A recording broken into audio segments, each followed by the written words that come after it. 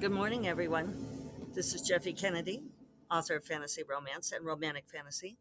I'm here with my first cup of coffee, hmm, which is excellent. So here we are, a week later. Uh, Sorry I didn't podcast yesterday. I should start by saying what's today. Um, are you all going to say it with me? It's Friday! Woohoo! August 27th. And yeah, I got back from birthday vacation on Wednesday night pretty late. And so we ended up sleeping a little long yesterday morning. And sorry, bouncing things around here. I'll give you guys a little bit more garden. Yeah, so ended up sleeping in yesterday morning and going straight to writer coffee and then trying to get back into the writing of the words. So, uh, so yeah, the podcast slid. I figured after you guys had already missed 2 days that a third wouldn't make that much difference. I hope that's true. But now I am back in the saddle in my garden. Uh, we got a lovely rain last night, which we needed. I don't think it rained the whole time I was gone, and which was unfortunate. A couple of my plants died.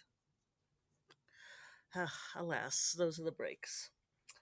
But yeah, they got really dried out. I guess that's back into no longer having monsoon rains every day, right? So, to report on last week, I did have a great week of writing. I Hello Hummers. I was able to get I got like 16,000 words, which was great. 15,000, a little over on the book, so that was awesome. I I thought I was going to have to eke them out and start, and that I would start in again by revising, and I did do a few revision type things yesterday, sort of working my head back into it. But I'm going to keep going. Uh, I've only got a few weeks left to finish this puppy, so we are going to be nose to ye old grindstone. But it was great having the time off. I had a wonderful birthday vacation. Um, Coronado Island. I posted a lot of pictures to Instagram. I posted some of them to Facebook. It was just my happy place. We had a great time. We had a gorgeous room with an amazing balcony and a view. Just wonderfully comfortable. We stayed at Hotel del Coronado, and it was fantastic, fantastically amazing, and just beautiful service. Everything was just beautifully done, and I got to hang out 2 days on the beach in the beach cabanas, and you know, basically hang out and drink beer and go body surfing. So that was pretty amazing. There was live music on the beach. I got to hear this young guy with a guitar play Britney Spears' Hit Me Baby One More Time, which I thought was just super awesome. It takes a lot of security in yourself to play Hit Me Baby One More Time. And I was like, props to you. I could also hear it because our balcony was over the beach.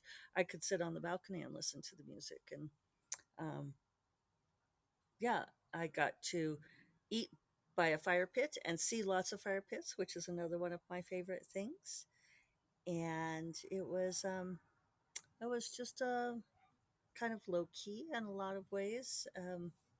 I had some incredible Belgian waffles. It doesn't take a lot to make me happy, I think. But many, many thanks to my wonderful mother who treated us on this vacation. It was just an amazing birthday present. So, I think I can report with bouncing back to writing stuff That did make a huge difference for me. I talked about this last week. No, I have no idea on which podcast now.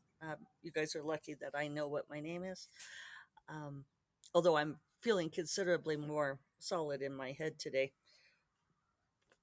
Um, it's amazing how disoriented both David and I felt yesterday. I mean, it was a longer flight back, because we had to fly all the way from San Diego to Dallas and then Dallas up to Albuquerque, which was nice short, that last one. But the San Diego to Dallas was a long flight, and it was frustrating because we like flew right past Albuquerque. And it was like, couldn't you guys just just quickly drop us off? But that was the flight we could get. That's one of the things I'm noticing post pandemic, is just there's just still a lot fewer flights, and they're all packed full, but there's just not that many choices still. And even when there are choices, then they start consolidating them and sending you the flight change information, which is funny because they send it to you and they sound all polite saying, "Oh, well, we've rearranged your flight schedule, and if this doesn't work with your plans, let us know." And it's like, well, I would have liked to go with the one that I originally picked. That was the one that worked with my plans. But at any rate, it having that feeling of disorientation helped me remember what it was like, especially when I traveled for the day job. I'm just going to be in the sun here, aren't I? All right, hang on.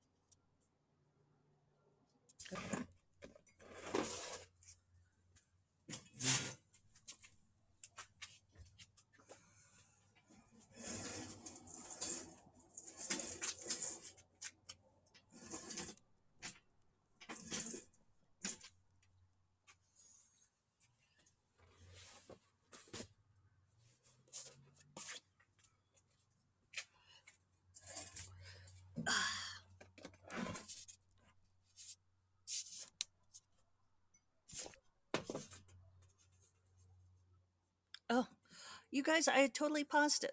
Now you got to hear me grunting and sighing. Oh well, I paused it and it unpaused itself. Because this time I watched to make sure it was paused. Technology. So, um, yeah, it reminds me of the days when I was working the day job and I was traveling a lot. I was traveling 2 weeks out of every month, sometimes more, which doesn't seem possible. But I remember coming back from those trips and being on, just exhausted, totally exhausted. And I guess not always understanding why, but I think plane travel is really exhausting. And, not doing any of it for this whole pandemic kind of brings it home.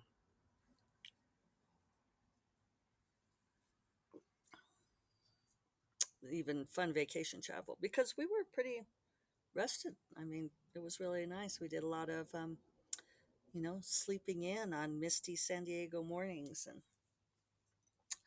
all of that fine vacation activity. So, um, I started to say that I can report back on, that I think I did get those 15,000 words last week by really rigidly controlling, again, not looking at any social media or email before I start for the day. And yesterday I did okay for a while. I came back from Ryder Coffee and went straight into it. But then, after my second hour, it was a little slow, but after my second hour, um, I started looking at, I can't remember why, I started looking at some email, and after that, I was just done. So, if there's a magic formula, people, that's the one. Um, so it goes.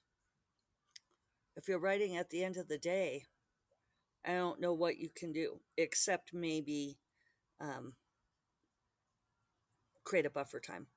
Have, like if you have a day job and family and all of these things, and you come home from work and deal with eating and so forth, and then you write late, then that's what I suggest you do is create some sort of buffer time, like have, if you eat, try to eat without any, like social media or video, no TV, no movie, nothing like that.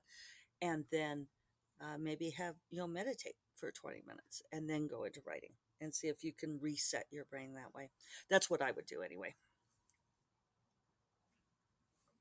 The nice thing about the vacation is I did take the laptop with me because I thought, well, if I didn't have it and needed it, I would, if there was some sort of emergency, then I would be sad. So I took it with me, but I did not turn it on for 4 days. Sunday, Monday, Tuesday, Wednesday. I did not turn it on again until yesterday morning. And I wasn't ever even tempted to. It just sat there on the hotel room desk. And I still had my phone, and I checked my my special email on my phone, and I did reply to my agent with one email while I was lying in a beach cabana. So it was kind of cool. Um, but then yeah, and I posted to Instagram. But otherwise, that was all I did, and it was just great. It was really wonderful, and actually, the catch up was not too bad yesterday. I got through it all. Um, so it helped. Yeah, it was great. So um, I'm going to try for words today, and I may write tomorrow. Since I've had all these days off, I think I'll see if I can do 3K tomorrow, and yeah, just see how that goes. And then, um, and then next week, next couple of weeks, is see at what point I need to break and start revising. I'm always torn on this sort of thing because I tend to, I want to show it to the beta readers, but I usually want to revise before I show it to the beta readers because I want it to be like as perfect as possible. And then but then I want to revise afterwards. And this time I do not have time for 2 rounds of revision. So that's not going to happen, alas. So I have to figure out how I want to do that.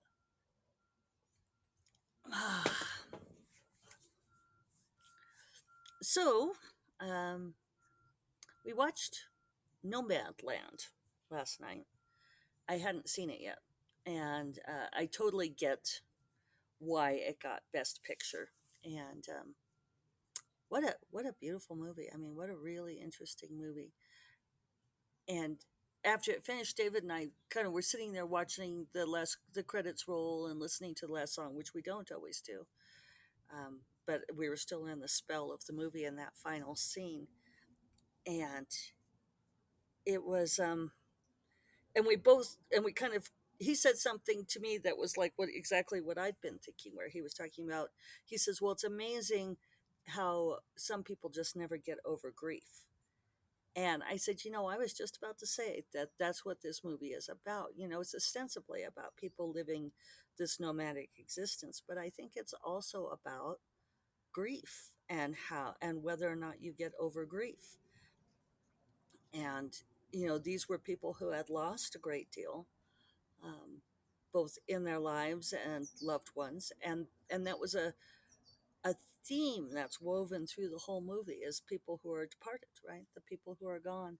And it was just beautifully rendered. And yeah, I do think that that's, grief is such a hard thing,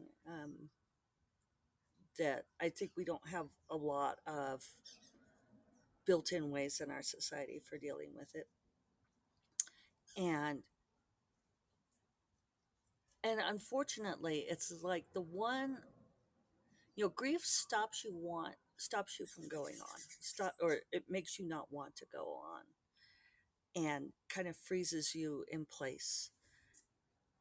And which is ironic, because probably the only solution to dealing with grief is to move on, is to keep living your life.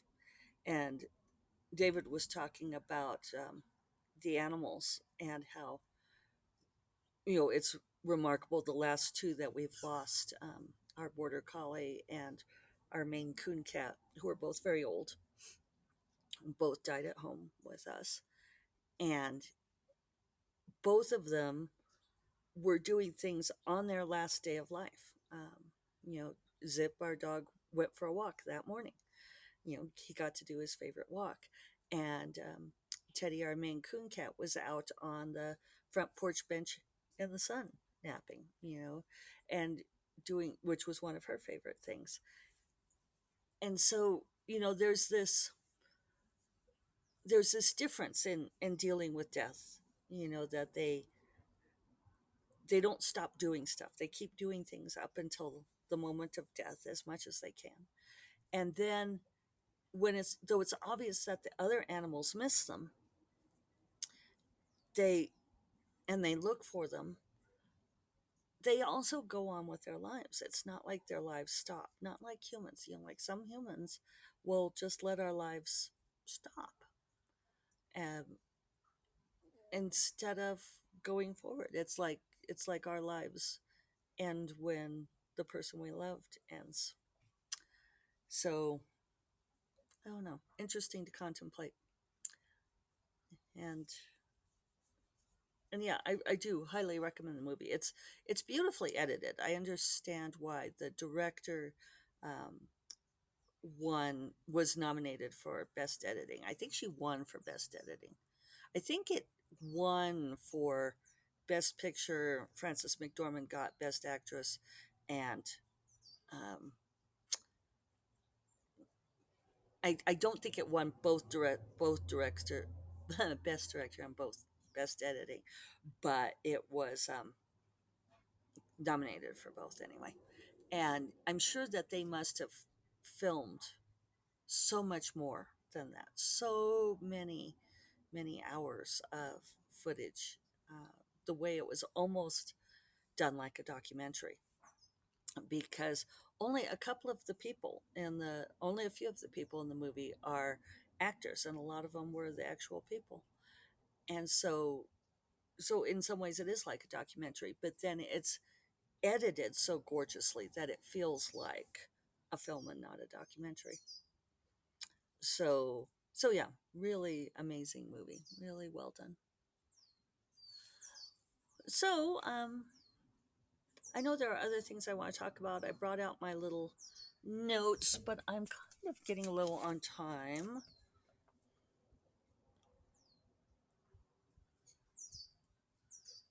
I feel like that's a bigger topic. I feel like both of these are bigger topics, so I'm just going to hold on to them for now, and we will start again fresh on Monday. So I hope that you all have had a good week. I hope that you had an opportunity to unplug. I tell you what, you guys, it's making a big difference for me. And I know that this is something that I regularly rediscover, but I'm going to apparently continue to regularly rediscover it. Uh, the unplugging makes all the difference. So, on that note, I will remind you all that First Cup of Coffee is part of the Frolic Media Podcast Network, and you will find more podcasts that you love at frolic.media/podcasts. And I will talk to you all Monday. Have a great weekend. Bye bye.